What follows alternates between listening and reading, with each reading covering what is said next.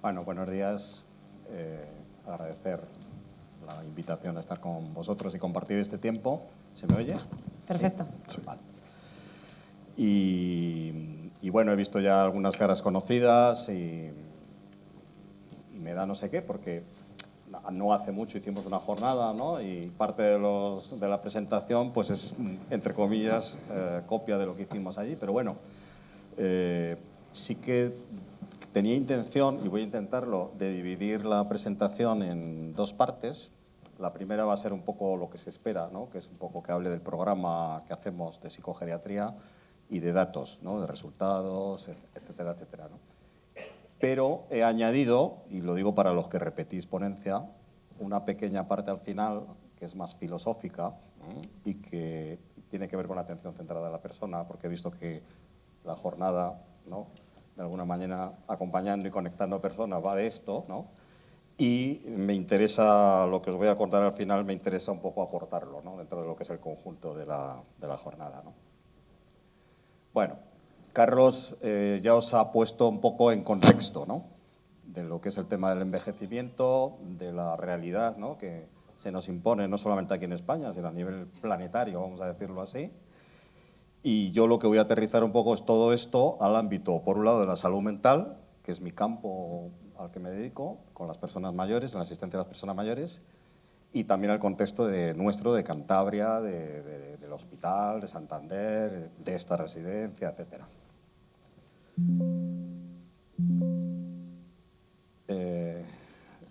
¿Dónde hay que...? Ahí, en el de abajo. En la flecha de abajo. En el de abajo... No. ¿Cuál es? Ahí. Vale. Bueno, lo primero que hay que preguntar es ¿por qué un programa de psicogeriatría? Y todo el mundo dirá, pues, es obvio, ¿no? ¿Qué tontería de pregunta? Bueno, tontería de pregunta, pero realmente en el Servicio de Cántabro de Salud no hemos tenido programa de psicogeriatría hasta hace 3 o 4 años. Seguramente somos de las últimas comunidades autónomas en España que incorpora un programa de estas características dentro de lo que es la asistencia psiquiátrica. Es decir, que en general hay que justificar por qué hacemos estas cosas, ¿no? Sobre todo a nuestros gerentes, nuestros directivos, que son nuestros políticos, que son los que parece ser que deciden si se hace o no se hace en función de cómo reparten los dineros, ¿no?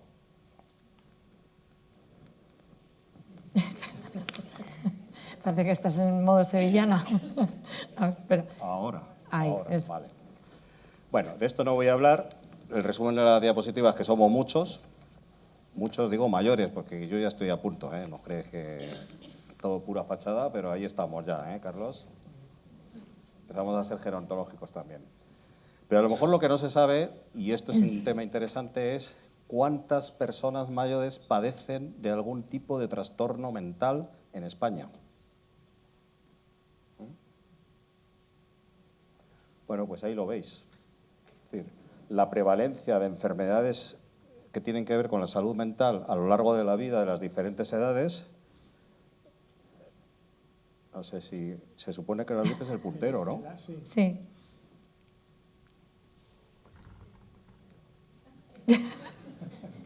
Vale.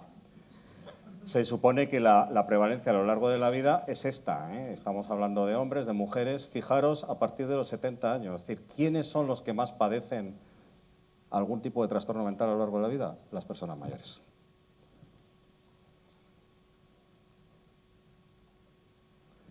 No.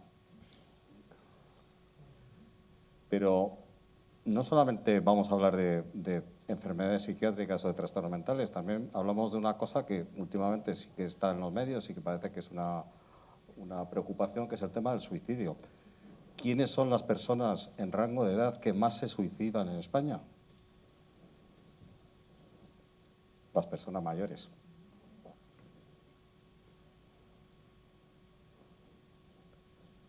En concreto, los mayores de 80 años tienen las tasas de suicidio más altas, ¿no?, de todas las edades en suicidios consumados. Claro, en números absolutos no son los que más se suicidan, pues porque obviamente hay menos personas mayores de 80 años que de otras edades.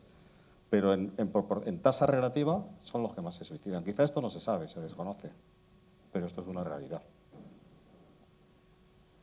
no solamente, que quizás es interesante el dato, no solamente se suicidan más las personas mayores, sino hay que decir que igual que las mujeres tienen mucha más depresión, hasta el doble, ¿no?, que los varones en estas edades, sin embargo, los que se suicidan 7 veces más son los hombres respecto a las mujeres. ¿Vale? Es un dato también interesante. En resumen, primer motivo por el que tiene que haber un programa de psicogeriatría, porque es un problema de salud público. Son las personas que más enfermedades mentales tienen los que más se suicidan. ¿Cómo no hacer un programa de psicogeriatría? Pero también porque los mayores están en una bolsa negra asistencial. Y ahora voy a explicar qué es esto de bolsa negra asistencial, ¿no? Seguimos con datos. ¿Quiénes son las personas que a lo largo de la vida padecen de más ansiedad? Los mayores. ¿Quiénes son las personas que a lo largo de la vida padecen de más depresión? Las personas mayores. Tenemos los datos aquí, ¿no? Y sin embargo, ¿quiénes son las personas que menos uso hacen de los recursos de la sanidad pública, supongo que también de la privada, en enfermedades psiquiátricas, en enfermedades que tienen que ver con la salud mental? Las personas mayores. Los que menos van a los psicólogos, a los psiquiatras y a los profesionales en general del campo. ¿Qué pasa aquí? Por un lado son los que más padecen este tipo de enfermedades y por otro lado son los que menos llegan.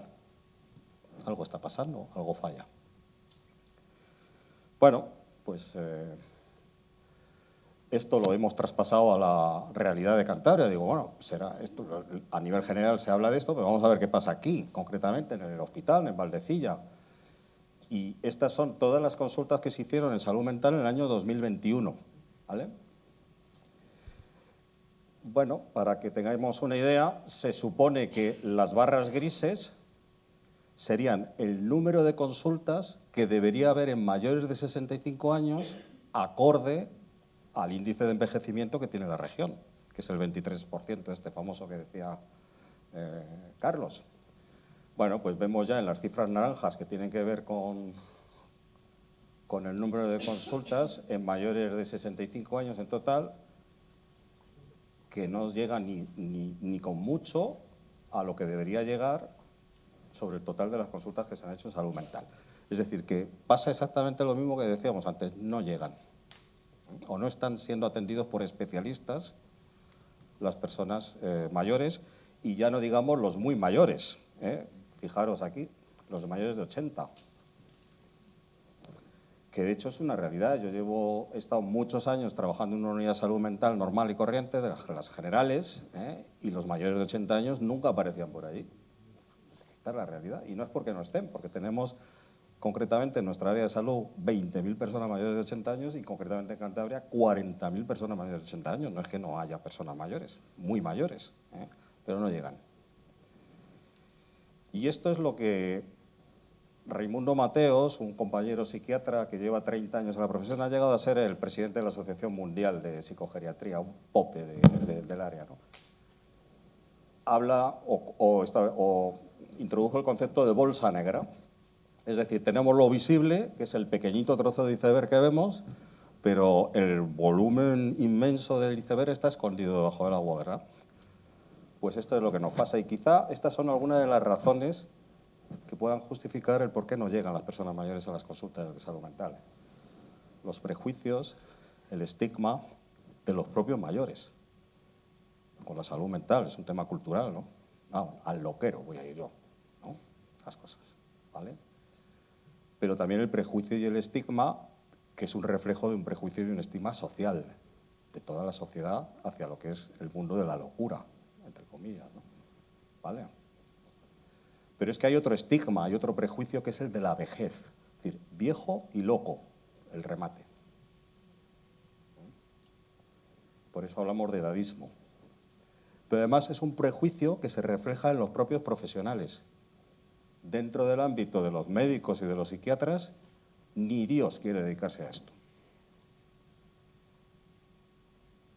Raros son los psiquiatras que se quieren dedicar a esta área. Tiene que ser algo vocacional. porque luce más trabajar con otras cosas, ¿verdad? Por supuesto, el trabajo multidisciplinar versus interdisciplinar, bueno, pues claro, cuando cada uno estamos en despachos, sí, todos juntos en un mismo centro, pero cada uno a su bola. Uno en un despacho, el otro, el otro en otro, pero no hay un trabajo real de equipo, ¿no? Lo que quiero decir yo entre multi e inter, ¿vale? Es decir, tenemos muchos profesionales trabajando de diferentes especialidades, pero no conectados. Entonces, eso puede estar influyendo también en por qué no llegan a los servicios, ¿no? La propia accesibilidad de los servicios, luego hablamos un poco de algunos aspectos en este sentido que hemos intentado mejorar con el programa.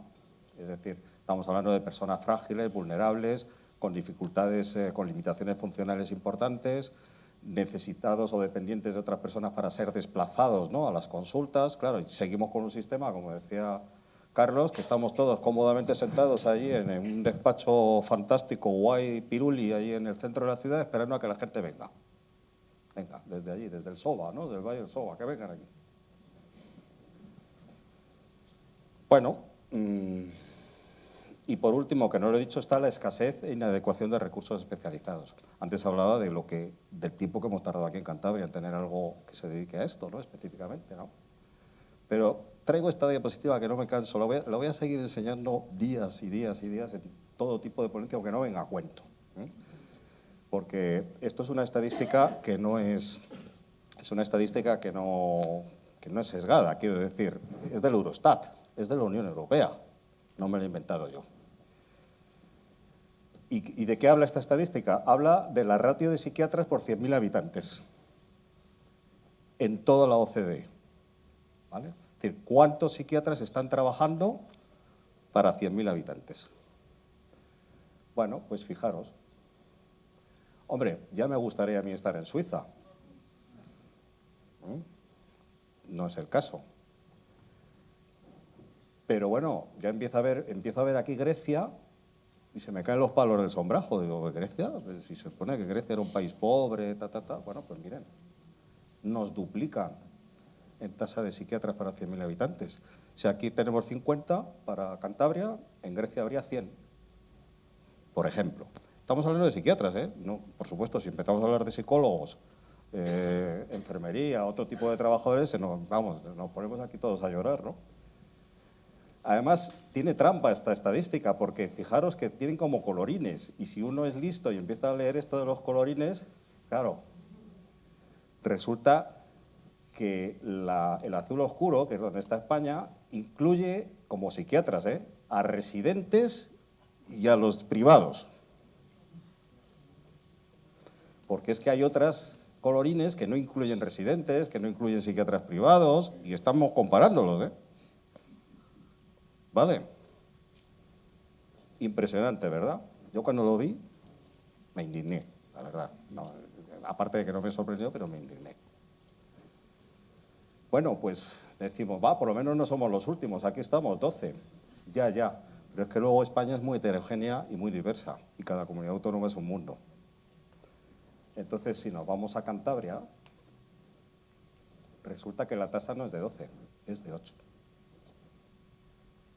Afortunadamente, tenemos más psiquiatras que en Turquía. Tenemos que conformarnos con algo, ¿vale? Pero los macedonios, los búlgaros, los serbios, los de Malta, los de Montenegro, ya tienen más psiquiatras que en Cantabria. ¿Vale? Entonces, yo no sé qué idea tenéis o tiene el público de cuál es el estado de la sanidad en España, porque tenemos un hospital magnífico, estupendo, Valdecilla, luce de una manera fantástica, pero luego están estos datos. Entonces, quizás si no hemos viajado demasiado, no nos estamos enterando de qué está pasando en el resto del mundo. ¿Vale? Y precisamente yo traigo esto intencionadamente porque una de las cosas por las que se caracteriza España, y es una opinión muy personal, es porque hay un déficit de ciudadanía importante. No nos asociamos, no nos movilizamos, no somos proactivos, no hacemos las cosas que hay que hacer para que esto cambie. Entonces, quizá nos lo merecemos, pues no lo sé. hablamos mucho y nos quejamos de los directivos, de los gerentes, de los gestores, pero ¿y qué hacemos los ciudadanos para que esto cambie, ¿no? Hablo de este tema, puede ser en educación, puede ser en servicios sociales, puede ser en muchos ámbitos, ¿vale? Pero ahí lo dejo. Yo, una de las cosas que quiero es crear conciencia, ¿no? Y que podamos reaccionar, ¿no? ¿Hay un tercer motivo o hay otros motivos para que haya un programa de psicogeriatría? Pues por imperativos. Pongo del conocimiento, pues sí, del conocimiento, pues llevamos ya muchos años en el que se está hablando de una determinada filosofía por parte de la OMS con el tema de la coordinación, de la interdisciplinariedad y sobre todo de la atención centrada en la persona, ¿vale? Hay también asociaciones profesionales, esta es una carta de protesta en el año 2021 de los profesionales que trabajan en psicogeriatría, ¿no? Dentro de la salud mental. ¿Y protesta por qué? Pues porque se publica la estrategia de salud mental del Sistema Nacional de Salud con todas esas estadísticas que habéis visto antes que están ahí, y tienen el morro de no, hablo del Ministerio de Sanidad, poner una sola línea en todo un documento de 100 y pico páginas acerca de estrategias para cambios y atender y asistir a la población mayor con problemas de salud mental. Hablan del infantil, que está muy bien y que hay que hacerlo, hablan de tal, de esto, del otro, y de psicogeriatría cero patatero, a pesar de los datos que yo estoy presentando, ¿no? Por supuesto, por imperativos también éticos. El maltrato, el abuso de las personas mayores existe, es un tema tabú, desconocido, no se habla de esto, apenas en alguna noticia, quizá con el COVID, quiso aparecer algo, ¿no?, en el contexto de esa situación, pero ahí está. Y además estoy en una institución como es San Cándido, y no lo digo por ellos, lo digo por las instituciones en general, hay algunos estudios en los que hablan que el índice de maltrato puede ser muy alto, hasta el 30%, ¿eh? Entonces, es un tema pues, que también importa desde el punto de vista de una mirada, de una determinada filosofía, de una manera de trabajar, ¿no?, y de poner el foco en realidades a las que hay que atender. Bueno, no me voy a detener en esto. Sabemos que ocurrió lo del COVID y lo del COVID pues, fue una ventana de oportunidad. Yo llevo peleando con la dirección del servicio del hospital desde el 2014, 10 años para hacer un programa de psicogeriatría. Por H o por B, que no me voy a parar aquí a contar, las cosas no cuajaron, no terminaron de salir, hasta que llegó el COVID. Entonces, en el contexto del COVID, de la tragedia que empezaba en las residencias, yo vi una ventana de oportunidad y dijimos, hablamos, ¿no? Bueno, vamos a poner en marcha esto, que es necesario, como una especie de programa de apoyo, en este caso a las residencias y a los centros de dependencia, para salir adelante. Y como decía el doctor Viadero en su última diapositiva, hay que hacer cosas diferentes. Entonces, tenemos las listas de espera que tenemos y, sin embargo, las personas mayores que viven en residencias cuando tienen un problema de salud mental, que muchas veces, como Cristina dice, es grave y se necesita un bombero, pues entonces no pueden estar esperando una lista de espera de 1 mes, de 2 meses, de 3 meses, de 4 meses, obviamente.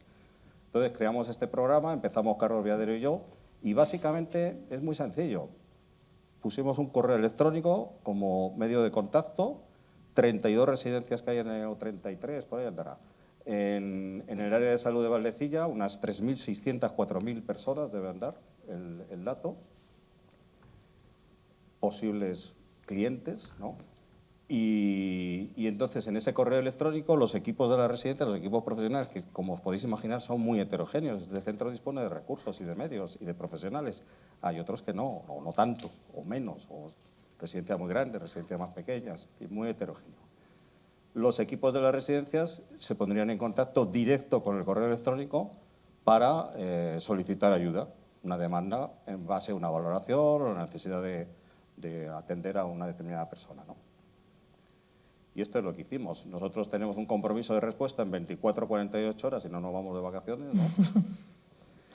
Y tenemos pues la ventaja de que efectivamente, como ya las historias clínicas están digitalizadas, pues tenemos el acceso a todo el historial médico en el sistema público, que es ágil y rápido, y con un compromiso no solamente de atender y de asistir, sino de informar también. Esto lo digo porque dedicamos mucho tiempo a hacer informes, a arreglar recetas electrónicas, a solicitar volantes, para que, cuando hay que hacer pruebas y tal. Y todo eso, además, por el tema de la protección de datos, nos vemos obligados a hacer un poco una chapuza, que es encriptarlo, descargarlo, encriptarlo, mandar una contraseña para que lo… En fin, por lo menos tener la apariencia de que intentamos proteger los datos sanitarios de las personas, ¿no? Explico esto porque en otras comunidades autónomas esto ya está resuelto. Hay plataformas interoperativas entre servicios sanitarios y servicios sociales, ¿vale?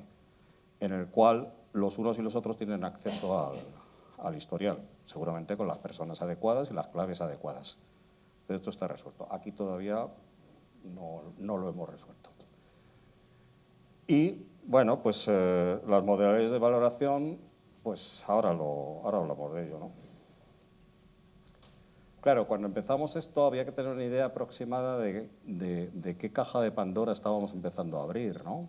No sabíamos muy bien, estábamos asustados, Carlos y yo, ¿no? A ver si vamos a abrir aquí la caja y nos vemos descolapsados y desbordados, ¿no? Había estudios de finales del siglo XX, fijaros que ya tienen 40, 50 años algunos de estos estudios, en el que se hacía referencia a qué proporción de personas que viven en una residencia de mayores o en un centro de dependencia tienen o padecen enfermedades mentales o trastornos mentales. Y bueno, es muy variable. Os puedo decir que esto era hace 30 o 40 años, claro, el perfil ha cambiado. El deterioro cognitivo en concreto es un tipo de enfermedad que ha avanzado muchísimo desde el punto de vista demográfico, ¿no? Y prácticamente ha invadido o está invadiendo los centros de dependencia. Las residencias de mayores de hace 30 o 40 años eran aquellas de válidos, ¿no? Se llamaban así, que había muchísima gente que podía tener alguna limitación funcional, pero desde el punto de vista de la autonomía y desde el punto de vista de la cabeza estaban muy bien, estaban perfectos. Y eso ahora mismo prácticamente no está desapareciendo, en el sentido de que es una proporción mayoritaria las personas que padecen algún tipo de trastorno mental, enfermedad mental o deterioro cognitivo en las residencias o en los centros de mayores. ¿Algunos datos tenemos? Sí, estos datos están anticuados porque son de antes de la pandemia, ¿no? Es el estudio este de cronicidad, ¿no? Yo no sé de cuánto serían, hablamos de 16, por ahí. 2015. 2015. Pero bueno, ya en el 2015, fijaros que han pasado ya casi 10 años, ahí tenemos un poco los datos. A los lados están los diagnósticos registrados en atención primaria, el médico de familia, y lo que son los quesitos es lo que hay en los centros de dependencia de mayores de Cantabria. La muestra ha cambiado porque ya no son 4.700, son ya casi 6.000 personas las que viven ahora mismo en residencias de mayores, pero es verdad que la proporción de los problemas de salud mental es parecida.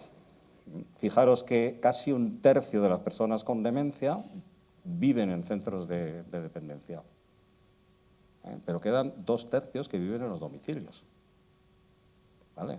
Así que no, estamos centrados en el foco de la residencia porque es el sitio donde solemos trabajar, pero fijaros lo que hay a nivel global, tenemos que contextualizar.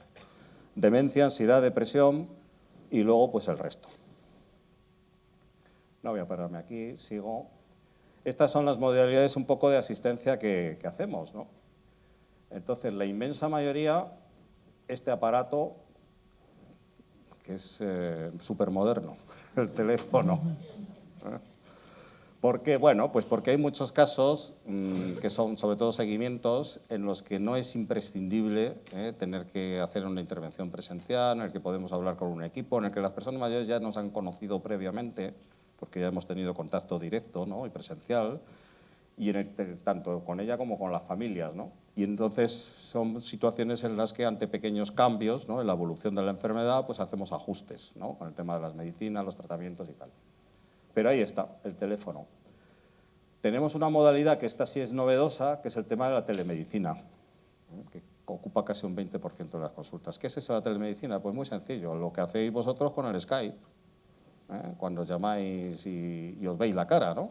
Y habláis con alguien, ¿no? Y lo hicimos mucho en la pandemia, ¿no?, en el confinamiento, ahora ya a lo mejor no se hace tanto, ¿no?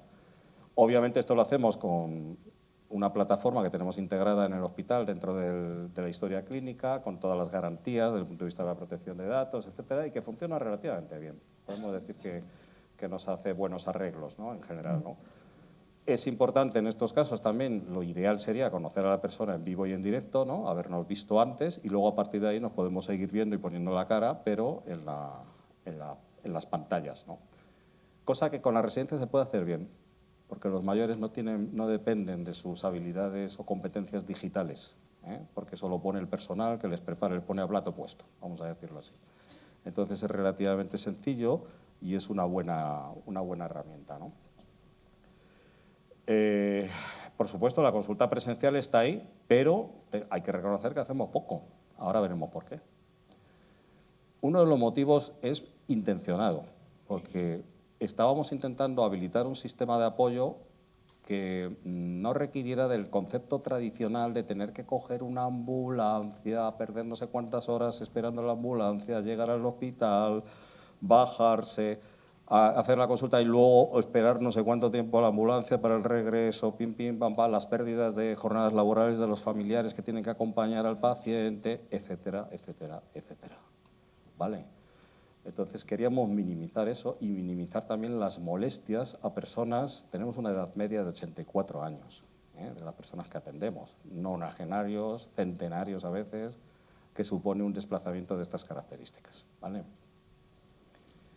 Y por último, bueno, pues, por último iba a decir que sí, que hacemos visita presencial de manera simbólica, ¿no? Sobre todo el doctor Viadero, ¿no?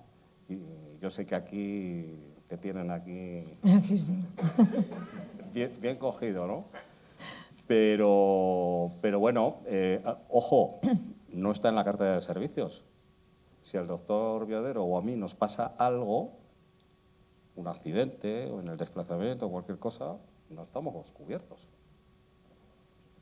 Se supone que yo como especialista no puedo salir del hospital, salvo que la dirección me habilite o me ordene y me ponga los medios adecuados, que para eso hay, sabéis, ¿no?, vehículos, ¿no?, de estos que se desplazan, por el Servicio Cántabro de Salud y esas cosas. Si yo, que voy en moto, tengo un problema, no estoy cubierto. Lo que pasa que pensamos que un programa de estas características debe tener esta modalidad. Y como esto era un pilotaje, ¿no?, una experiencia piloto, pues hemos estado probando y lo hemos estado haciendo. Claro, hemos estado probando que hemos llegado a ir a una residencia de aquí de Cantabria en el que nos ponían allí la alfombra roja, ¿no?, cuando entrábamos, y casi todo el mundo allí haciendo genuflexiones porque no veían un médico en 2 años. Y encima de Valdecilla. Esta es la realidad en la que vivimos, ¿vale? Una cosa es la teoría, otra cosa con los estudios, lo que debería ser, y otra cosa es la realidad. Bueno, seguimos. ¿Qué equipo? Pues aquí el superhombre, la unidad de psicogeriatría. 80% de mi jornada laboral y 20% de la jornada laboral de este señor, que sumados es 1, ¿no?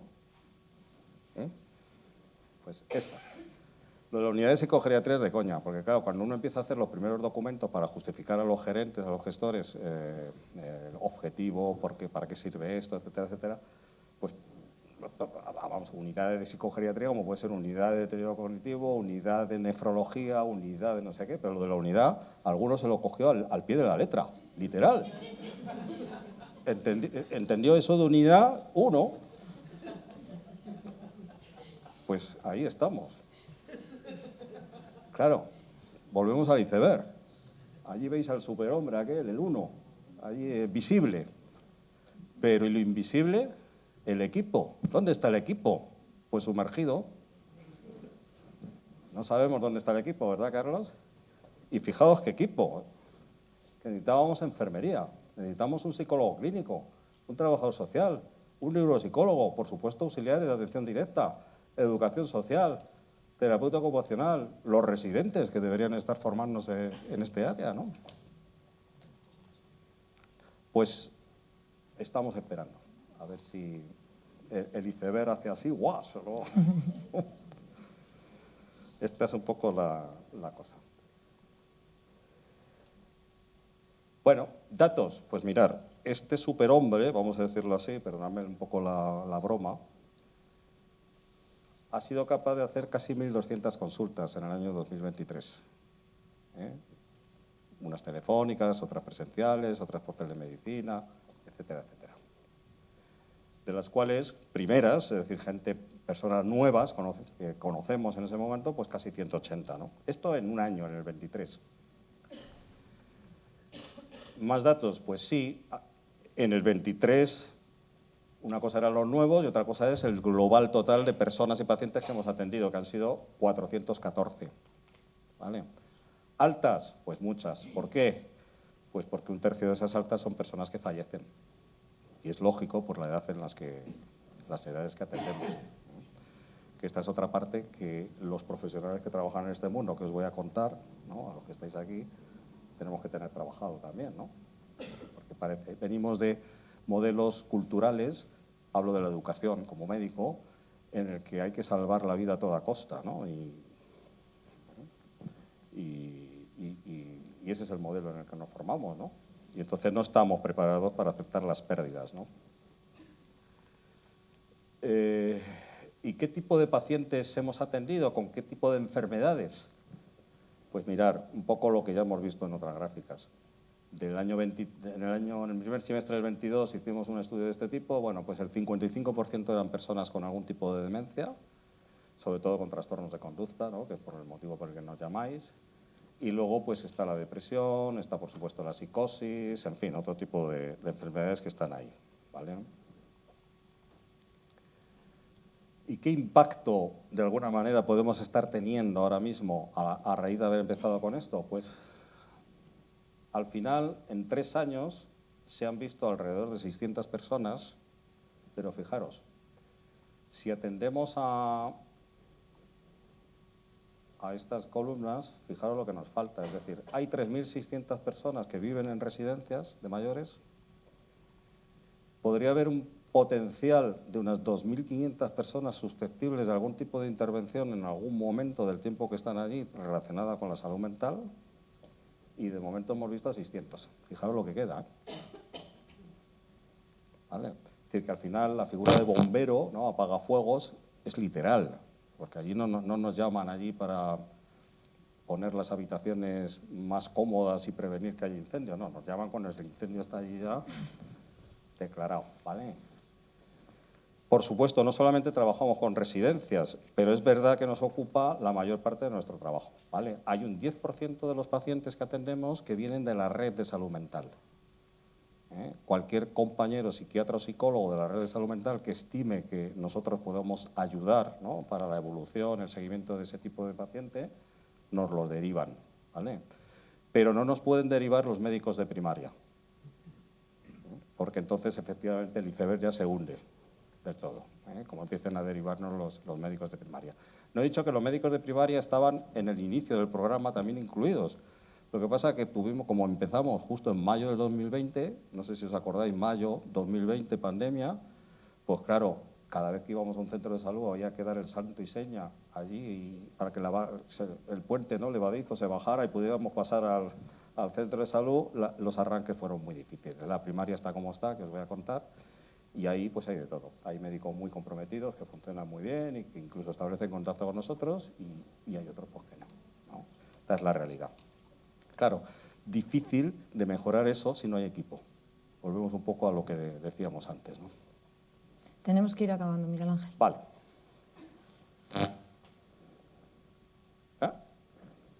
No sé qué pasa ahora. No lo he hecho aposta, ¿eh? Has dicho acabando y... ¿Ves? Tengo ese poder. Bueno. Una pequeña reflexión y con esto acabo. Y me voy a centrar en las personas con demencia, ¿no?, con algún tipo de demencia. Lo digo porque suele ser el paradigma de las enfermedades más difíciles de atender o de tratar, y también desde el punto de vista de los cuidados, ¿no?, de larga duración, que es un poco a lo que os dedicáis en este centro, ¿vale? Este señor, que fue John Locke, en el siglo XVII, se hizo una pregunta, que era, cómo se define una persona, ¿no? La persona, la identidad personal, ¿por qué elementos está definida, ¿no? Y él, en la reflexión que hizo, que era médico también, aparte de filósofo, dijo: la persona está definida por la continuidad en el tiempo, el reconocimiento de uno mismo, a sí mismo, a lo largo del tiempo, y esto está basado básicamente en la memoria, esencialmente, ¿vale? Es decir, que podemos decir que somos los mismos a lo largo del tiempo porque tenemos algo que es la memoria que nos permite constantemente actualizar no solamente la información, sino el sentimiento de quiénes somos, ¿vale? Entonces, claro, la pregunta aquí es: si nos falla la memoria a lo largo del tiempo, ¿dejaremos de ser personas? Porque si la memoria es lo que sostiene esa identidad, ¿qué pasa? ¿Qué es esta persona, ¿no?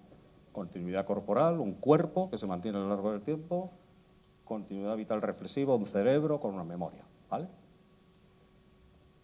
¿Qué pasa si nos falla la memoria? Bueno, pues si no nos da tiempo, no nos da tiempo, pero yo había traído una escena de una película, que es un vídeo de 2 minutos. Venga, te dejo. Tienes permiso. Que podemos poner ahora mismo, y con este vídeo vamos a aclarar la respuesta. Bueno, no sé si es tan así. Pero esta gente maneja las cosas de una forma mucho más eficiente.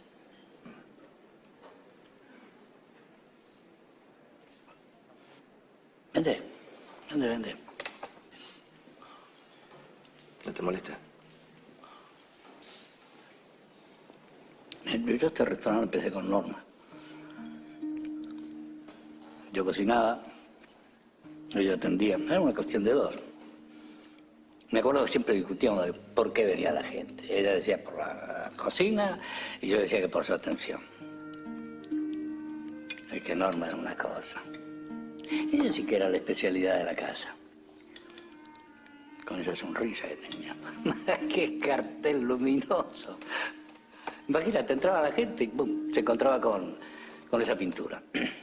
Y ahí nomás se le parecía la Norma verdadera.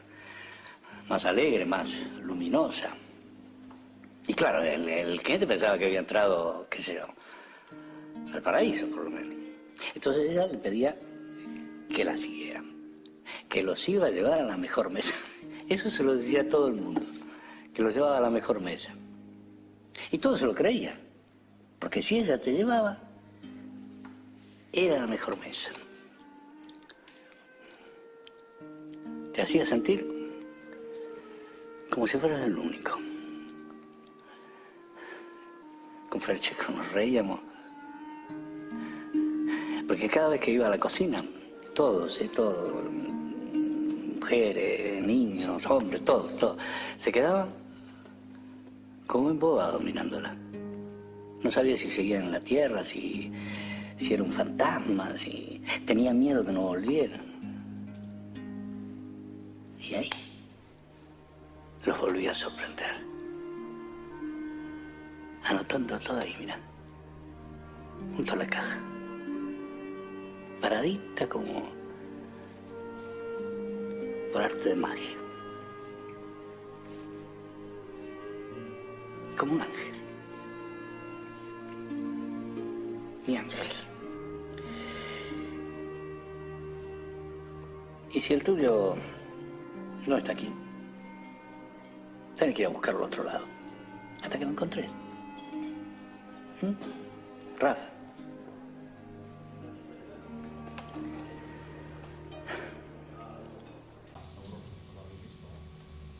Pongo contexto para los que no conocen.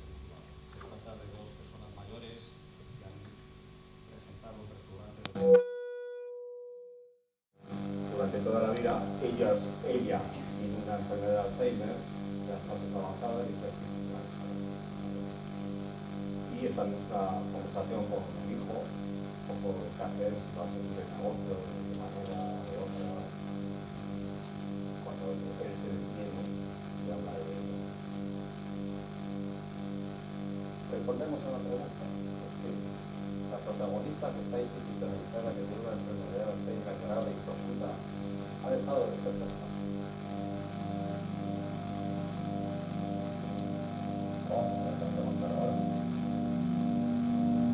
Pues un filósofo francés que es Merleau-Ponty añadió a este paradigma algo que es importante, y es: además de la continuidad corporal y de la memoria, de la continuidad vital reflexiva, hacía falta la continuidad relacional. O dicho de otra manera, los otros, el prójimo, como expresión y depositario de las características de la personalidad, de la identidad personal. Podemos y debemos seguir siendo personas en la medida en que los demás nos sientan como tales, nos traten como tales y hablen y actualizan nuestra propia historia, que a lo mejor ahora nosotros, por una memoria deteriorada, no es posible. Esto mismo, y acabo, lo desarrolló Tom Kitwood, religioso en sus orígenes, que con el tiempo se hizo psicólogo, trabajó como psicoterapeuta en la Universidad de Bradford y que es uno de los pioneros en el modelo de atención centrada a la persona. Él era un seguidor de Rogers, los psicólogos sabéis quién es, de las terapias humanistas, la atención centrada en el paciente, lo llamaban aquella terapia, y desarrolló todo esto, ¿no? Y Tom Kitwood tuvo un impacto enorme en un país como Gran Bretaña. ¿Por qué? Pues porque la legislación sanitaria pública británica, tanto en sanidad como en servicios sociales, hace ya 20 años que tiene por ley y obligatoriamente en las normativas y en las leyes el concepto de atención centrada en la persona. No se puede ya trabajar en un sistema público, en este caso el inglés, si no es bajo este paradigma. Él desarrolló todo esto en los años 80, en los años 90, y fijaros lo que decía, porque inventó un término que es el de personhood, condición de persona, ¿no? Una posición o estatus del ser humano otorgada por los demás en el contexto de las relaciones y el ser social. Implica reconocimiento, respeto y confianza. Es lo que hemos visto en la escena de la película, ¿verdad? Él habló del tema de la demencia con un modelo más enriquecido, porque hasta los años 90 la demencia era una enfermedad que trataban los neurólogos, en lo que se hablaba siempre de cuestiones y de síntomas que tenían que ver sobre todo con lo cognitivo, ¿no? Con los fallos de memoria, etcétera, ¿no?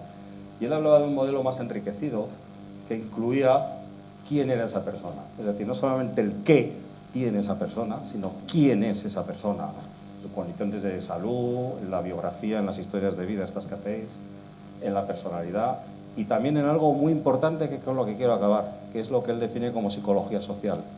Es decir, de qué manera el contexto y el entorno que rodea a una persona nos está tratando.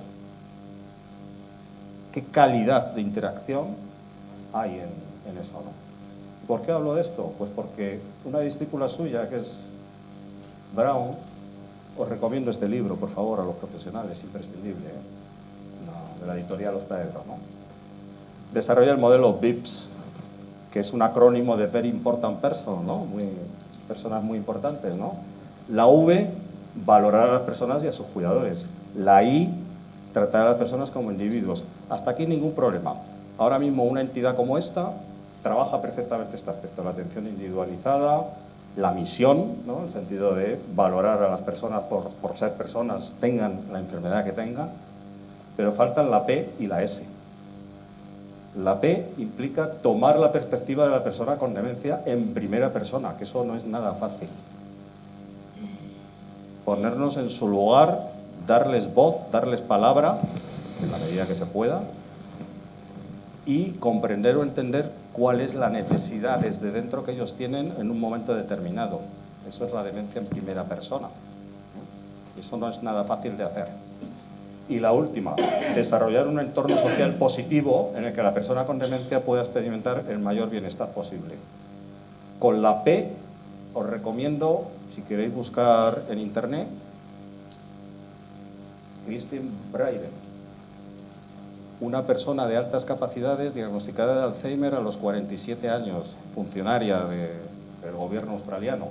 Quizá porque tenía altas capacidades, quizá porque el desarrollo de la enfermedad fue muy lento, y porque tuvo un marido que le ayudó muchísimo, una pareja, fue capaz durante más de 20 años de ir por todo tipo de conferencias, congresos, etcétera, etcétera, por todo el mundo, hablando en primera persona de las vivencias, los sentimientos, las emociones, las cosas que le pasaban a Christine por el hecho de padecer Alzheimer. Y hay cosas muy interesantes, por ejemplo, este testimonio que nos aborda, nos cuestiona en el día a día del funcionamiento de una residencia, de cómo tratamos de funcionar con ellos, ¿no? Ahí lo dejo. Y por último, la S. ¿Qué significa esto de la psicología social maligna? Significa todas esas microconductas que en el día a día hacemos y establecemos con las personas que nos rodean. Y aquí lo digo por el personal, en este caso, de atención directa en los cuidados de larga duración, y por los profesionales. Fijaros, está desarrollado en el libro, todas estas conductas que pertenecerían a la psicología social maligna, es decir, a una persona que intimidamos, desempoderamos, evitamos, imponemos un ritmo inadecuado, interrumpimos, infantilizamos, cosificamos, etiquetamos, desautorizamos, ignoramos, acusamos. Esto todos los días, constantemente, sin darnos cuenta y sin intención. No es algo premeditado, no es algo que no somos malas personas, ¿no? Pero tenemos tics, tenemos automatismos, venimos de historias personales que son las que son, que a su vez nos han tratado también de una determinada manera, ¿eh? Y sin querer lo estamos reproduciendo con las personas a las que debemos cuidar, ¿vale? Entonces, esta parte es muy importante. Entonces, tanto la P como la S hay que desarrollarlo. Yo animo a todas las personas que hay aquí que trabajan en los centros profesionales a no hacer charlas como esta, que está muy bien, y hay que seguir haciéndolas, sino a trabajar en procesos de cambio con el personal, en hacer conciencia de todo esto, y entonces podremos empezar a comprender y entender muchos de esos trastornos de conducta que nos vemos obligados a pagar como bomberos, ¿no? Cuál es el origen y de dónde vienen, que tienen que ver muchas veces con cuestiones que aducen al tipo de circunstancias, eventos, cuidados, trato, relación, cómo me siento cuando me dicen o no me dicen, o me hacen o no me hacen, etcétera, etcétera. ¿Vale? Ahí lo dejo. Muy bien. Gracias.